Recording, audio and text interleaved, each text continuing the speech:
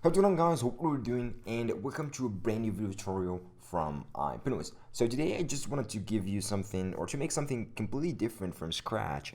That's what I'm used to do on the channel. So I'm just gonna do why React hooks. So if you're familiar with React and you've been looking for React hooks for quite some time, and I don't know if you've been just like struggling with learning this new technology or this new API changes or not, and you've been like looking around and finding everyone, all the developers, like exactly talking about every single thing about React hooks and why they're so great and why they're so sexy and everything about it. So I will just explain or guide you through that from top to finish. So this talk I give in GDG, or Google Developers Group DevFest for 2019. So I just gave this talk a couple of days ago as a speaker in there. So this is just actually my presentation, and it's completely made from scratch using React. So yeah, it's pretty great actually. So of course everyone knows me, Islam Mabud, Islam Pinouis, and of course ipinouis.com and everything, and a content creator, YouTube package, a web developer and technical tutorials maker, and a full stack web developer. So starting off with, what is React? Basically, React is just JavaScript library for building user interfaces. For those of you who doesn't know React or have never heard about React, you can still follow up this tutorial and you can understand a decent amount of things. But I just advise you to go ahead and look on React before coming out back in there. So React is actually, it is the view layer for web applications. So it just like represents the view layer for web application. Nothing more, nothing less. It just doesn't make sense or doesn't like represent the full MVC layers as Angular does. So just like for view, for rendering stuff and displaying stuff on Chrome or on a web page. And of course it is a JavaScript library, but not a framework, as a lot of people doesn't distinguish between them. So who is actually using React? There is actually a couple of them, and I can just list a couple of them, but there are a plethora of them using React. So every day you find like tons of them joining the React community, and a lot of companies loving React and absolutely smashing React. So there's Facebook, Airbnb, Pinterest, Twitter, Reddit, Netflix, and so on and so forth. So a lot of big companies, giant tech companies, like based on React for their web development, or basically for their web platforms, or even they can use React Native for building their applications. Like Netflix, it is completely built on top of like React Native, which is great, and that makes sense why React is so popular up there. So our topic for this is actually React hooks, or why React hooks. Why is that? Hooks are actually a new addition in React 16.8. So they simply let you use state and other React features without even writing a class. And this is actually abstracted from the React docs. So that's simply what hooks is. It just like lets you use function components or use functions in general to get the features of a class inside of a functions.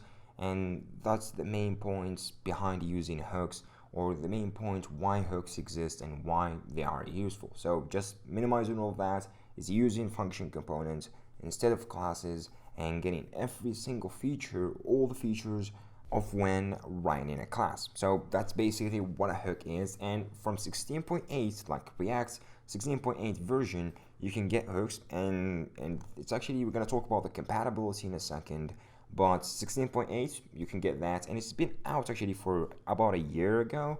So yeah, that might be a little bit confusing for you guys, but for those of you who still doesn't know about hooks and stuff, that could be pretty much useful, of course. So the compatibility section, or what most of people are interested in, is it compatible with that, or is it compatible all the versions? Yeah, it is. So completely opt-in, and you can try hooks in a few components without even trying to rewrite in any existing code. So you can just give a look on the hooks and try it on your existing components without even writing any rewriting actually in a code. But you don't have to learn or use hooks right now, because they if you don't want to, they are completely opt-in. So yeah, that's super good. And the other great thing about hooks is actually 100% backward compatible. What does that mean? Hooks don't contain any breaking changes. So if you're in version, I don't know, it's like 16.5 or something, or just say 16.x, and you'd say you're not gonna have hooks in your code, so you're not gonna opt in hooks in your code. You still use the old legacy classical API from React, but you just decided all of a sudden to upgrade to some version like 16.8 or later like 17th or anything. So you actually decided to do that, and that's not gonna have any breaking changes on your code. So your code won't break when you run it on the new version because it is 100% backward compatible. So what is a hook? A hook is actually a special function that lets you hook into React features. So simply it is just a simple function that you take React features and hook it into that function. So for example, you can useState is basically the simplest and the most basic hook that you can use in React 16.8. Basically that lets you add React state to a function. So for those of you who are familiar with React and have been working with React, they all know we can't use state on function components. But hooks grabs this functionality from classes and abstracts all of that and lets you hook this feature of using a state inside of a function instead of writing a whole class. How great is that? So that's basically what a hook is and why a hook actually exists, or what is the main point behind building hooks while you still have got everything that you need using classes. So that's basically why is using functions and adding state to it. Not only adding state, you can use a lot of hooks. You can build your own, even build your own actually custom hooks to share with your developers and stuff. But the most basic function you can use is state inside of function component and transfer this function from dumb components into a functional component in a really simple steps or in just a couple of lines of code. So let's just take a look on a class component. So this is actually the first thing we're going to look in here is the code we initialize or we've got for writing a class component versus when we use a hooks. So this is actually going to be before hooks. So we simply first start by importing React, as we all do, and we're going to write a class. We're going to just name fullbar class components. We're going to have the constructor, of course, calling this .setState, and we initialize the state, just give it a default value for the start. And of course, we're going to have our render method. So for the render method, we simply just going to do like destructing from the class, from the state basically, and of course rendering a basic HTML elements like greeting. We just give it currents, and of course on click we're gonna toggle the current and stuff like that. So we just call a method and so on and so forth. And of course we're using this .state, so we're just gonna grab the data from the state and we can toggle it over there and we can use this data. So it's actually just called parameter destructing or props destructing. So the other thing we're going to do, as clearly said in here, and we're simply just going to be rendering, the toggle concurrence method, what it does is sets the state, and it uses the legacy API. So just do this .setState, we grab the previous state, then we can toggle between either it is foo or bar, and we can set the vice versa thing. So that's actually exactly what toggling is. And of course, we're going to update the state this way. Just by do this .setState. So this is actually inside of a class component, and as we always do it inside of class components, as simple as that. Now, on the other side, using a functional component, before hooks coming out, we weren't able to do any of that. We weren't able to use a state inside of a function component. We've got to just rewrite everything into a class in order to be able to use the state feature and manipulate the state, set the state, get the current state, and so on and so forth. So now using hooks, we do import React, but we import a hook. And how do you know what is a hook? You always find it starting off with a use, then something like an arbitrary name. In this case, useState. This hook allows you to hook a state feature inside of a function. So we import it from the React library, of course. We got function, fullbar, function components, and we got the props, of course. So as simple as that. And simply we got const current and it's setCurrent. So this is actually the magical line of code that I need to explain. So here we're using array destruction, which means useState function, we give it a default value, which is going to be foo at first. So it's just the same thing as doing this dot state equals to a default object in the constructor that we've seen just a couple of seconds ago in the previous slide on a class components. But here we do useState and it returns an array. So we destruct this array. The first element of array is going to be the current value. So it's actually the current state value. And of course, the second thing is going to be a function that allows us to toggle the current value state. So if that's actually obvious, so we do setCurrent. It's actually a function. We give it either a foo or bar, or give it any other string, and it's just going to change the value of current. So that's basically what it is, and this is how you can create a state using the useState hook by giving it a default value, of course, at first. And most basically, the second thing, we're going to just simply do return and render stuff as we did before. We got the toggle current. And the most important part here, we got toggle current. We create just a function because it's actually a functional component. So we're going to just have a function inside of it. And this one, we're going to use the setCurrent. We're not going to be able to call this .setState because that's not a class. And we are using hook to convert these functional components, this dumb functional components, into a functional component that uses actually a state using hooks. So we do setCurrent. We grab the previous current value as we did before, and we say just current equals the previous current value, and we just toggle between foo or bar depending on the previous value.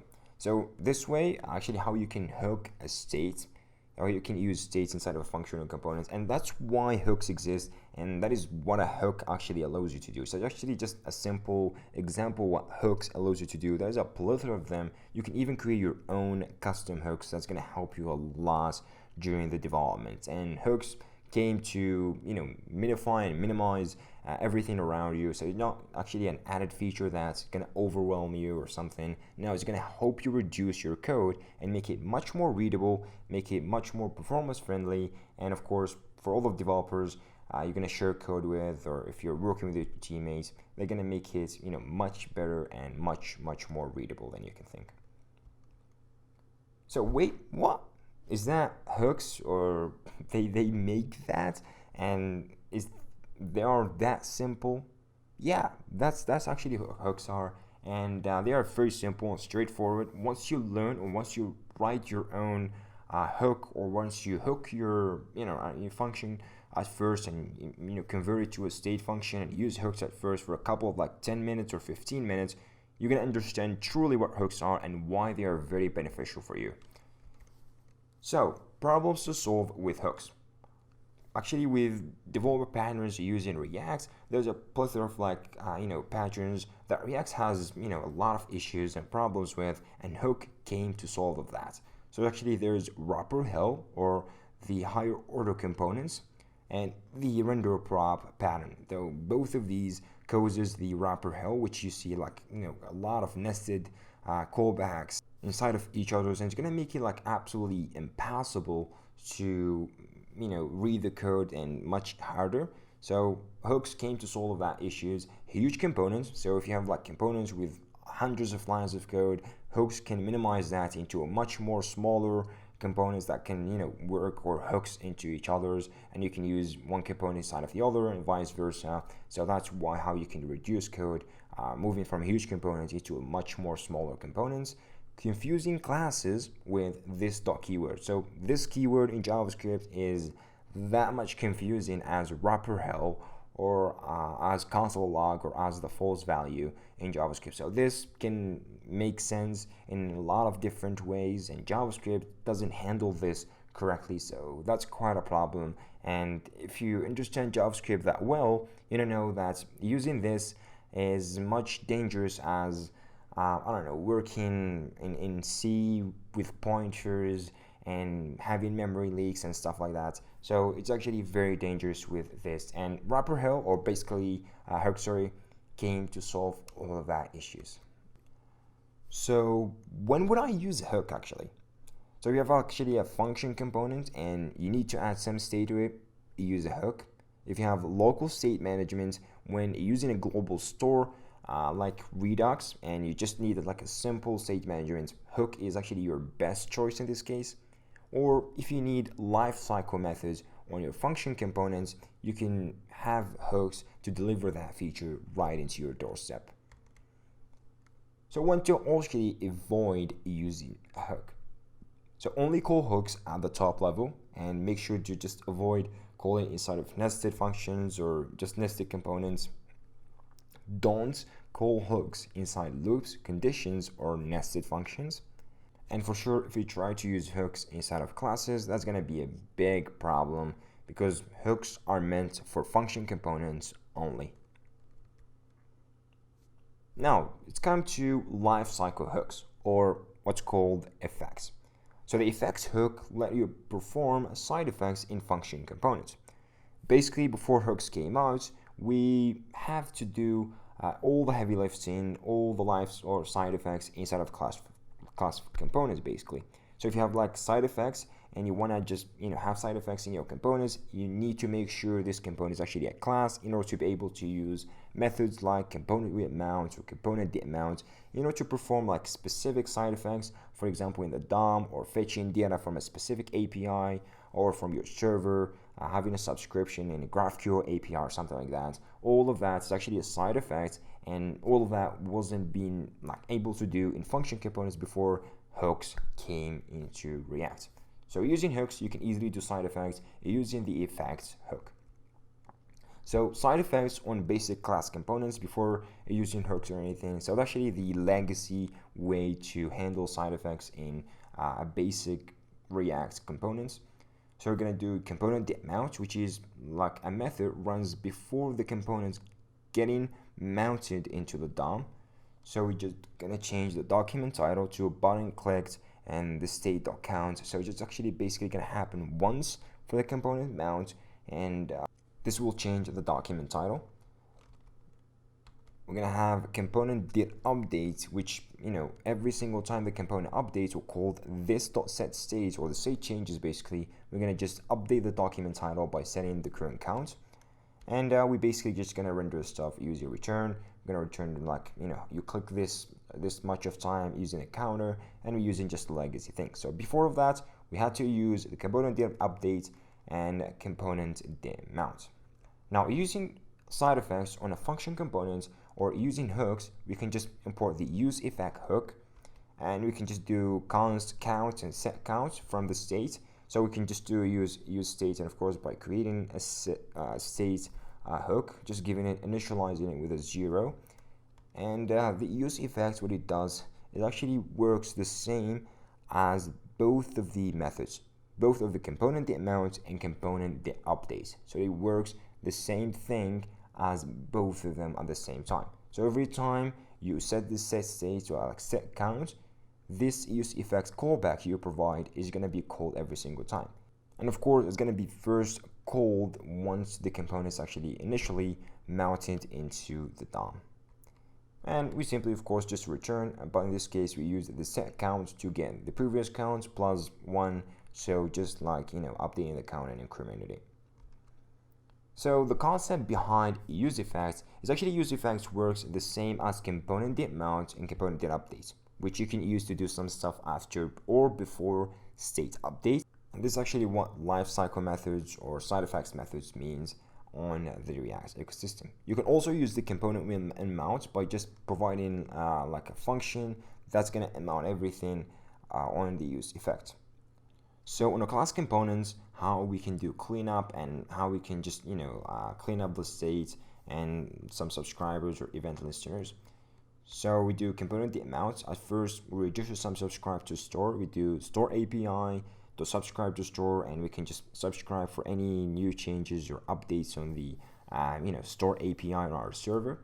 And once we're done with it, and once the component is ready for unmounting from the DOM, we're just gonna unsubscribe from that, because handling events on that is pretty bad on the DOM. So you need just always to unsubscribe from your stores, remove event listeners whenever the components will be unmounting from the DOM. So that's how basically we do it on a class component. Now let's see how we can do it using the useEffect function on a normal function component. So we're going to do useEffect, and simply just going to do handle storage change function, which just sets the store basically. And once we actually subscribe to a store, and remember, this works the same as component.mount and component.update. So every time we get this useEffect callback, we're gonna first subscribe to the store using the product ID and the handle storage change. And the main point in the array, just not like focus on, is actually return a function cleanup. So return function cleanup, what it does is actually working the same way as components will unmount. So whenever the component is going to be in mounting, this callback is going to be called, or this cleanup function is going to be called, and for sure we're going to be unsubscribing from the store. So that's basically how it works, and this is how you can use hooks for either on mount or on updates, or of course on unmount. So custom hooks. Custom hooks actually allows you to reuse hook logics and share it among components to easily work with large components and just use piece of code among these components to make it much more reusable and of course performance friendly. So hooks always need to start with EUs, and that's actually for a naming convention. So make sure to always naming your custom hooks like starting with the EUs keyword. So why React hooks? And we came back into our main question for this video is actually why React hooks. Hooks actually makes it simpler to create lightweight embeddable components across your React application. It simply allows you to manage states and side effects without the need for writing a class. You can also build custom hooks for your own state management, which you can easily share custom like state logics or hooks logics between huge components to make the code much more reusable and readable across like your whole code base. And of course, readable code and easier to maintain components, like even smaller components, and moving from huge components into a much smaller components or decoupled components can be a huge beneficial side effect of using hooks. So that's actually just a couple of points of why using hooks is actually so beneficial for you, or why learning hooks, if you're still not familiar with them, is actually a great point to do nowadays. So thank you for listening, and actually just was a talk, as I said before, on GDDG Algiers in 2019 Dev Festival. So yeah, I've been just doing that great. And thank you guys for watching. So actually you can take a look on the social medias at ipnews or ipnews.com. You can find on GitHub if you need any projects, ipnews.com, or even find me on Twitter if you just need to like send me a couple of messages for any issues, or you just want to have a chat or anything. You can just find me there. And of course, make sure to put a thumbs up, like. If you have any comments, please put them below, and I'll be very happy to have you on board. So thank you guys for watching the episode again. I will see you all, hopefully, in the next video tutorials.